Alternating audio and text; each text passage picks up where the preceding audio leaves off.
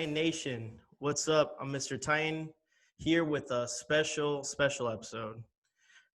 Today we have former ESPN NFL Titans reporter Turron Davenport with me, and let's just bring him in right now so we can get this show on the road.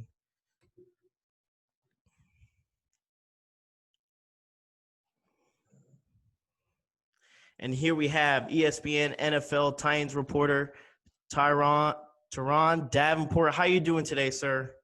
Hey, I'm doing really well, man. Appreciate you. All right. Again, thank you for having us come to the show and spend some time with me. I do appreciate it. I know you're a busy guy. I know you have a bunch of interviews, and you're a lot busier than I am. I can guarantee you that. So thank you again for everything, man. No problem.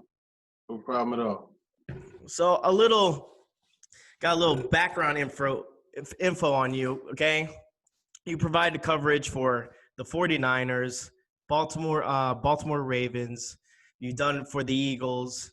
I mean, you have a who's of list of NFL teams that you've covered in the past, and now you are covering the Tennessee Titans as well. As you can tell, I'm a big Tennessee Titan fan, so that's awesome. And you've been a member of Pro Football Writers Association. You've been a lead editor and reporter for the Eagles as well. You've also done a couple of books as well. You published Carson Wentz, Soaring with the Eagles. And you've also done A Team Makes a Miracle, Doug Pearson's journey to the Super Bowl, which hopefully we can have, a Music Miracle Part 2 of Mike Rabel journey to the Super Bowl. Hopefully you'll write that one sooner or later. Yeah. I mean, that's a book that will be fun to write. I'm not opposed to doing it. So, how long have you been working for ESPN? How long have you been an NFL analyst? Like I said, you have a laundry list of teams you've worked with. Yeah. Well, first, I haven't worked for any teams, but for various outlets, covering those teams. As far as how long I've been with ESPN, it'll be 2 years next month, and it's been 2 great years. I look forward to continuing my run here in Nashville. I enjoy covering this Titans team. The locker room is great. The front office is great. The head coach, the whole coaching staff, and then most importantly, the fans are great. I think it's something I was a little concerned about coming from 3 fan bases that, I went covering the 49ers. 49ers fans are known across the country, and then you look at the Ravens. they definitely are a team that has a tremendous following too. And the Eagles, I said, well, it probably doesn't get any more wild and intense and passionate than that. But I will say that the passion that Titans fans have had, the way that you guys have accepted me quickly, I still remember when I first got here, actually the first practice that I went to. Afterwards, I went home. I used to live on the West End at that time, and I walked down to the riverfront, because when I first got here, I wanted to just see everything. So I walked down to the riverfront. I remember sitting there and posting 5 thoughts after that practice, and you guys jumped all over it. And it was really clear what you guys wanted, and I really am happy that what I have been able to provide has been a part of what you guys want. So I definitely want to say that. As far as my history is concerned, I've been covering the league now, I would probably say, for about 8 years. Credential-wise, I've done it for 6. And it's been a great time, man. I've had a nice little run, and I definitely want to continue doing it. It's like I said, it's been great, and being able to get to know different players in the locker rooms, being able to, again, connect with the fans, get to talk to the coaches, and especially here with the Titans, being able to connect with the general manager and have a more personal relationship with him and just other people within the organization. It's been awesome. That is great, man. And again, I do admire everything that you do, all your work. I listen to all of your postings. I mean, I have you on Twitter. I follow you on Twitter. So, I mean, keep doing what you're doing, man. I mean, we love what you do. We'll support you. I mean, yeah, the Eagles. We won't talk about that much, but as long as you support us and stuff, man, we're right. We'll be right there with you. And again, like you said, it's not a very big it's not a very big fan base, but they're so loyal to the Tennessee Titans in this organization, and that's what's something that's really really unique about it. And like you said, you covered the Eagles, where their fans are just, I mean, they're diehard. I mean, there's no telling. I mean, that's the truth. The Ravens as well, and 49ers. So you've come along with really really strong fan bases, but at the same time, I mean, we're right up there. It's just we're not as popular. I'll just say that we're just not out there, but we do have a strong loyal base, and it's a good time to be a Titan, man. I mean, it's a really good time to be a Titan. I mean, your connection is unstable. All right. Like I said, man, how was that playoff experience last year? I mean, that playoff experience was great, and I tell you, one of the things that impressed me was how Titans fans traveled. And it was cool getting to go to some of the events that they would have that Friday before a Saturday game, and see how all of the Titans fans were there, and ready to cheer on the team. And then being on the field before the game and just taking my phone and turning it and videoing. I would have been the same way. I would have taken selfies and stuff. Well, I wanted to, people that weren't there and people that didn't know the passion that Titans fans had, I wanted to take that and put that in other fans, in their living room, so to speak, or in their phone, make it, expose them to that, because it was definitely something to watch. And then just seeing this team, I was one of the few that picked this team to beat the Patriots. I was one of the few that picked them to beat the Ravens, and seeing them just come together, right, and be able to overcome what was supposedly something that would not allow them to win, by going on the road. I think it was cool to see that. Yeah, I mean, that playoff run, like you said, it was just unbelievable. And how were the mindset? Because I know you've been there from the very beginning. So let's say the mindset going to New England when you were interviewing the players and stuff like that. How were they before the game, and then how were they after the victory? Were they more relaxed? Do you feel like it was still the same mindset, or is just after that game with New England, they just that mindset of, you know what, be killed or be killed, and just they had that animal mentality. What did you see in that? The mindset was the same throughout. Before the game, they said, "Why not us?" And they felt like as long as they went in there and played their game, they were going to be okay. And that starts with Mike Vrabel. And I don't feel like he got the credit that he should have gotten as far as the job that he did last year. And to have a quarterback change in the middle of the season, and not have any dissension within the locker room, that obviously is a testament to Marcus Mariota, to Ryan Tannehill, to Arthur Smith, to that whole locker room, and to Mike Vrabel, which is pretty much where it starts. That culture of team first is something that he implemented, and it showed. So long story short, that mindset and just understanding, we're going to control what we can control. We know it's going to be a tough environment, but we're going to go in there and play our game. And if we play our game, we're going to win. That's what they thought. And that really is something that even after the game, it's what they did up until that Chiefs game. And even in that Chiefs game, man, the first half of it was, it was there for the take. Man. I was looking at trips to Miami.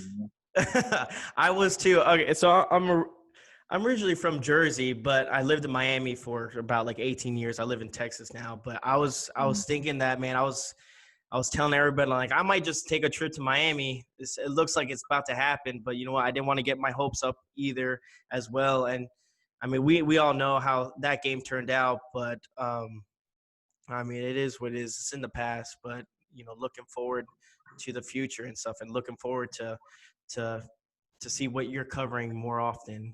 Now, like you were just saying about the locker room presence, right? About how Mike Rabel didn't get enough credit for that QB change, right? Now, how was that in the locker room? Because I went there. It was Week 7 against the Chargers, where they decided, hey, Tannehill's going to be the go-to guy from now on. Did that locker room change, or was it still again everyone was just on, hey, this is our quarterback, and there was no retaliation, I might say, Well, with no, anything. they just had the mindset of whoever's under center, that's who we're playing with, and Okay. I think that's the right mindset.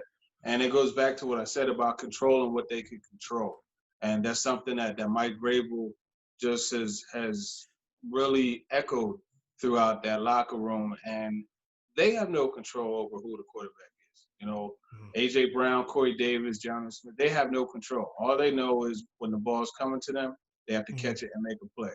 All Derrick Henry knows is when number 8 or 17, whoever it is, when they turn around and hand the ball off, he has to make a tough run, right? And in his Yes, sir. case, a breakaway run. The linemen, they know they have to block. So that was really the mindset. Everyone was always focused on doing their job, and I think that's a key part of it. And then on top of that, when you talk to the guys, there was never any, oh well, I'm a Marcus guy. No, there was Okay. always I'm a whoever's under center, that's my guy. But Perfect. as media, it's our job to, find out and get a pulse of the locker room. We have to bring that to you guys, the listeners and the viewers, etc. And I asked multiple times, you know what I mean? What are the differences and things like that? There were differences. Guys did admit that Tannehill was more decisive. They admitted Mhm. that the offense seemed to flow a little bit better, but they didn't put that all on Mariota. They Of course. almost to a man said, "Well, there's more that I could have done," and I think that's impressive. Yeah. That's also a really good mindset. It shows you kind of how strong mentally this team is. Is that, Yeah. that with that sudden change, and they still, whoever is under wing. I mean, that's the person they go to, and I really like that. Who? This is a really good question again, because I never talked to any media before in my life. So, who was the person most vocal in the locker room that usually are like, okay, this is gonna be a funny interview? I'm probably most likely Taylor Lewan, but maybe you never know. It might be someone else that you might like. Oh man, I love interviewing this guy because he just says some crazy stuff. Is there anyone that comes to your mind? As far as saying crazy stuff, Delaney Walker was good. Taylor Lewan was good, but I think once you're in a locker room, like you learn who to go to when you want different things. And I Okay. tell you another person, he was an awesome quote all the time. And this was dating back to 18 when I first got Kenny Vaccaro. And I remember talking to Vaccaro about Saquon Barkley. And he said, if God were to make a running back, he would have made Saquon Barkley. These are the type of quotes I love to get. Vaccaro, he gave the awesome quote about Michael Thomas and how he worked so hard and everything that he's gotten, he's earned, all the accolades. That was great. Kevin Byard is always great to talk to, especially, when it comes to things regarding leadership and scheme is cool. But really, whenever I wanted to get scheme and just have breakdowns. Logan Ryan was my go-to, and there were times where I would go to Logan with a play on my phone and say, this is the coverage that I think you guys were in, but when he passed this receiver, so it was okay. Help me out. Help me understand. Is what I'm saying I saw, is that correct? And he would Hmm. break. We would just sit there sometime and just talk. You want to talk finances? Cam Wake was awesome. I talked to Cam. I spent the whole open locker room session one time just talking to him about finances, you know, and he said that you have to look at it like this, because he told me that he would never spend a dollar unless another dollar made money Being for him. earned. Yeah. He, Yep. he said he said I look at it like a chicken and an egg. You know, you can have a chicken that lays eggs and eat Hmm. eggs for the rest of your life, or you could have a chicken and you cut that chicken and you eat that chicken, but you don't have eggs for the rest of it. You know, so it just to put it in that perspective, it showed me a very good understanding of that he had a very good understanding of finances. So really, it just depends on what you want, and that's the thing that was pretty cool about that locker room. You could go to different guys for whatever you want. You want to talk music, you know, Delaney Walker and I used to, man, we would talk Wu for a while. You know, when that series came out every Thursday, you know, I've been, hey, you see the latest episode, and just you know, so there are different things, and that's one thing I like about being able to connect to the guys. That is really cool. See, that's something I would have never known. So that's cool that you have that personal relationship with each individual player too, that's really cool. So that's awesome, man. It's very interesting, very interesting. So Yeah. we'll talk about the game plan. Like you said, you like to go to different people for different things. So for your preparations for a game day, how is it? Is it always the same, or do you kind of switch it up for like a away game? Is a little different preparation compared to a home game? Just kind of, I guess, go a little bit into more detail on that. I was just curious. Yeah, well, I'll be honest with you. I study the game throughout the week. I Okay. actually, and some of the other media people have said to me, "Man, you study the game like you're going to play." But I just like to be able to have a thorough understanding of what is happening, you know, and be able to speak from a level of confidence of what I believe is going to happen. Yes, sir. So yeah, I mean, I would spend on Tuesday when Game Pass releases the film from the previous week. I'll go through that and just look at different things during the game day, whether it's a home or away game. I'm taking notes, writing down things that I want to go back and see on a higher level. I do a game. Basically, what we do each week, I pull one of the players aside and we just talk shop. I ask them what is happening on a particular play. That's something Hmm. that on Wednesdays I go in there and we're talking about that. I do one Okay. on offense, one on defense. Sometimes when warranted, I do one on special teams. You know, I have Brett Kern on a couple. You know, talking about the punch. You know, and it's something that I like to do. So these are notes that I'm taking during the game. So Sunday you have that, and then Monday, basically just to get back to game day, during that game, I'm just looking for different themes that may arise, something that I noticed that will be for my instant analysis post. Sometimes we have to do a story reported out of the locker room. So I'm just looking for story ideas. If it's an Okay. instant analysis post, I have that ready to go. A game day, I go back, or excuse me, when the game is over, then I go back after locker room to add some quotes if need be. But then Monday, if there's something that I have to follow up on, I have Hmm. that ready to post on Monday, usually in the afternoon. Tuesday is film study. That's what I do all day. And then I'll look at the previous games, so that way I'm ready for Wednesday when I go in and talk to them, the Yes, sir. players that is.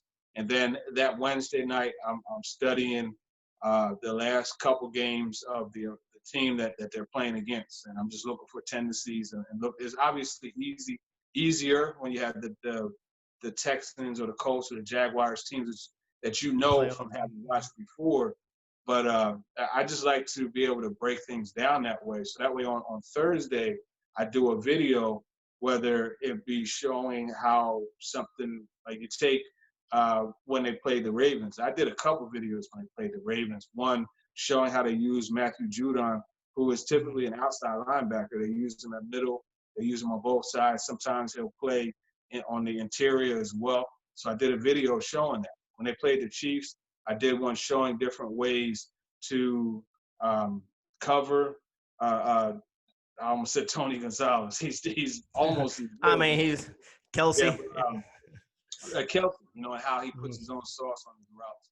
And so as I'm going through that, I'll ask Coach Vrabel or Dean Pease at that time or Arthur Smith. I'll ask the coaches things, that I see and what their thoughts on that. And then you could incorporate that into your coverage. Oh, So cool. now I'm bringing you what I believe The confirmed coach. by what the coaches have said, along with the players. So, and in all of that, it just brings a different perspective. It's a perspective that the players and the coaches respect. They acknowledge that, they enjoy my coverage that way. So these are all things I like to do, and on Fridays we have our Chasing TD show, which is something that we do for 102.5 The Game. So that's pretty much how it works. But it stays the same every single week. I don't really veer from that routine, but the film study is key, and I say this, that Ravens game, if you look at my post, I did a post about stopping Lamar Jackson. Not stopping him, but limiting his impact on the game. And the game plan that I actually drew up is the same thing that they execute. That Dean Pease did. Ryan, using Logan Ryan to condense the field and flush Lamar Jackson to a particular side and try to take away from his ability to make run from the outside, as well as down the field. And it's funny because I know Dean Pease, he came to me and told me that I'll tell you the story. So it's a Thursday, right? The Thursday after that Ravens game. I'm walking out the locker room because it was, locker room availability was over. And Dean Pease was waiting for him. You never see Coach Pease in the locker room. You never see him. And he says to me, he said, I was waiting for you. I was like, oh, what I do, Coach, what's wrong? He said, oh, nothing's wrong. You're just too good at your job. And I said, well, what do you mean? He said, that play that you drew up, not the play, but that scheme that you drew up, that was the scheme that we used. I had implemented that, that same day. Not to say he didn't get it from me. It's just I understand. On the same page, and I thought that was really cool for him to say that.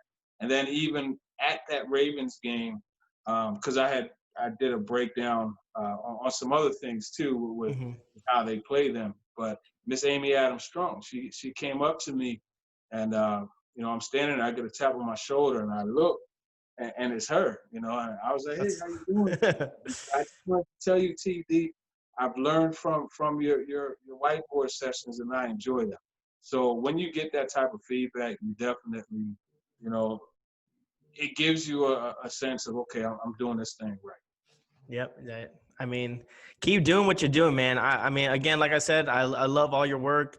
Titan fans love your work, and that's awesome that you got recognition from, especially Dean Pease. He will be missed, man. It's a vital piece that left from the defense, and hopefully we can pick that up, or hopefully Mike Rabel could figure that out. But I'm gonna miss him, especially for the Ravens game this year, because they got that circled. They want us real bad.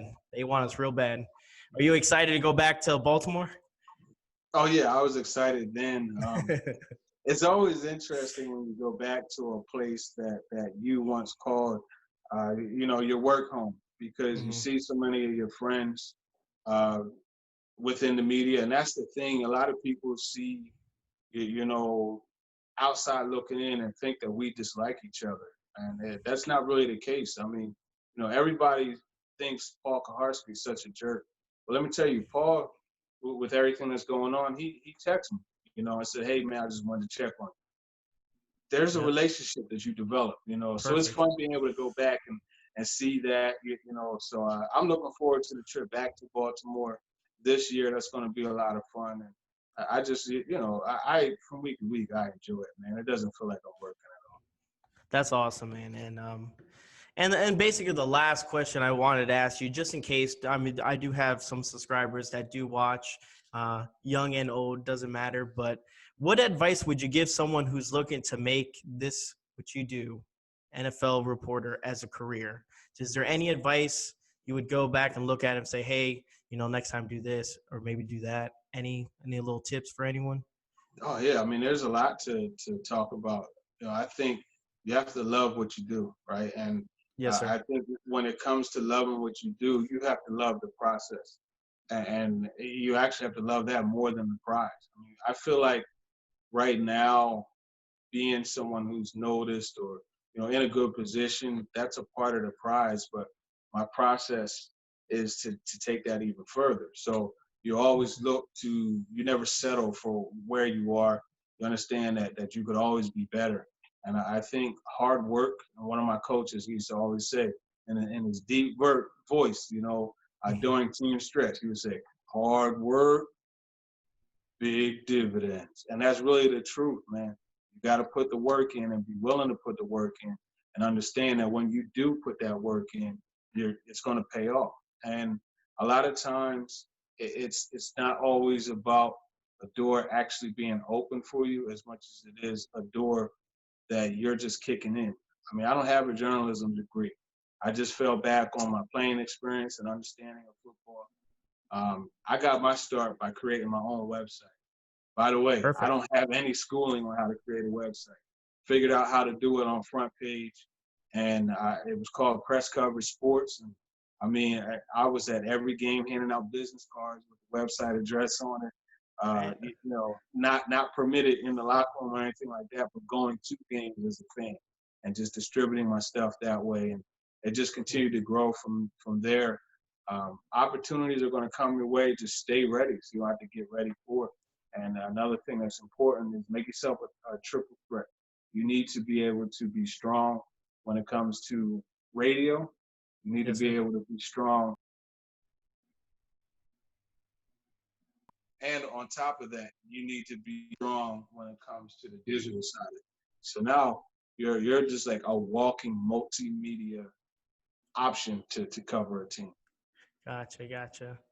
And again, yeah, you should always, again, keep that open, be open-minded. A lot of people are closed-minded. A lot of people burn bridges and stuff like that. Uh, Yeah. I try to stay positive as much as I can. When opportunity does come, I mean, I try to make the best of my decisions and everything I do. Again, I started this just to have fun with it, and I've met so many great people, so many Titan fans as well.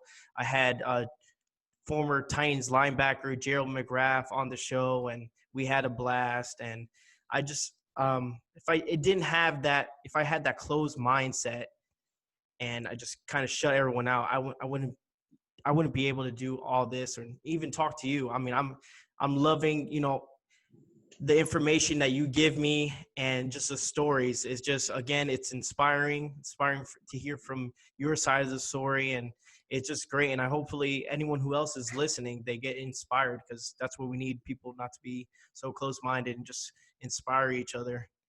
So Yeah, again, yeah, for I sure. want to say thank you again for taking the time to come and just hang out and just talk to me. I do appreciate it. I love all your work. I love everything you do. Keep doing what you're doing, man. Again, Titan fans are just going to stick by you regardless, win or lose. And thank you so much for everything. And God bless you, and God bless your family, brother. Thanks, man. Likewise. I appreciate you. Thank you, man. Have a good one, brother. You too.